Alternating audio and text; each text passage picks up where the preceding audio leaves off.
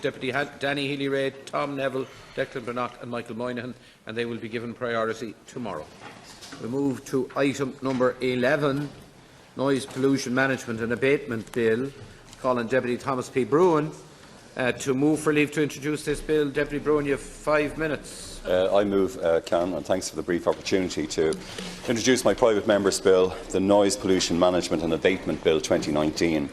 The Environmental Protection Agency defines noise as unwanted sound or sound that is loud, unpleasant or unexpected and that can eventually cause disturbance, impairment or damage to health. Noise has been identified, of course, as one of the most significant environmental causes of ill health by the World Health Organization, second only to air pollution. Increasing knowledge of the health impacts of noise pollution include greater risk of stroke, depression, high blood pressure, heart disease and many other serious medical conditions. And probably every deputy in the House, of course, has been contacted over the years by constituents enduring noise pollution from defective alarms, barking dogs, construction sites, nearby factories and businesses, open-air events, very loud music and from transport, including vehicle traffic, trains and aircraft. I was very supportive, in the past of the noise bill introduced in 2006 by Kieran Cuffe MEP, who was then a deputy, but his bill was never progressed by the Greens in government. I believe that, like road traffic legislation, a modern consolidation of legislation and regulations governing noise pollution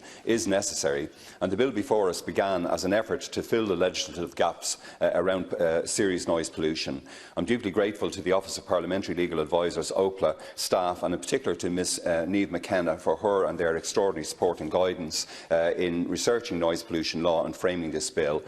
Work and discussions on the bill took place, of course, against the background of the passage of the Aircraft Noise Dublin Airport Regulation Act 2019 through the Oireachtas, and as we examined the legislative environment regarding noise in Ireland, we felt that the missing piece of the jigsaw of regulations were in the key areas of enforcement, transparency and accountability around what work was actually being done in the management and abatement of noise pollution by the local authorities and other designated noise control agencies.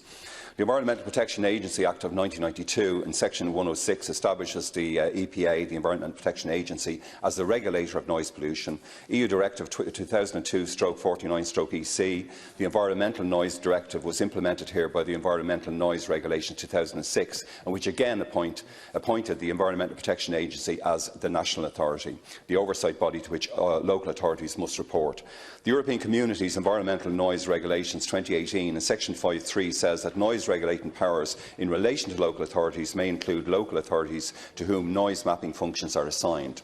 This Noise Pollution Management and Abatement Bill therefore builds on this legislation and reasserts the role of the Environmental Protection Agency to regulate noise pollution and to report to ministers and to this House. In the Aircraft Noise Dublin Airport Regulation Act 2019, despite strong objections from opposition deputies, including Claire Daly MEP, Deputy Brendan Ryan and myself, based on possible conflicts of interest, serious conflicts of interest, Minister Shane Ross appointed Fingal County Council as the competent authority for monitoring noise at Dublin Airport, including setting the noise abatement objective for the airport. But in section 2 of this bill before us, it appoints the Environmental Protection Agency, the EPA, as the body which will set the noise abatement objective in place of Fingal County Council. We argue that this amendment of the Aircraft Noise Dublin Airport Regulation Act 2019 is in the interests of the wider community potentially affected by noise at the airport, that there must be separate bodies tasked on the one hand with setting the noise abatement objective and on the other hand with attaining it, with reaching it.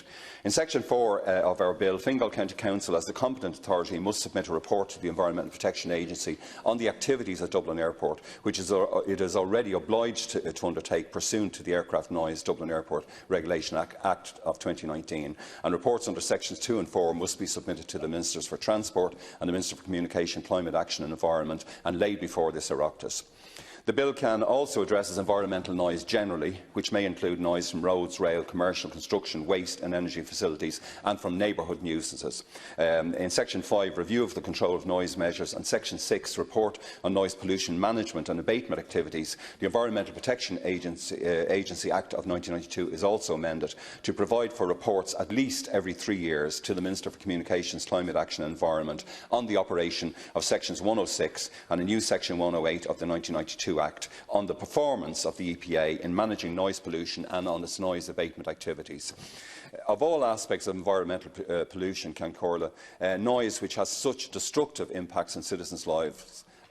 on citizens' lives has probably been the least reported by the Environmental Protection Agency over the years. So this modest bill before us,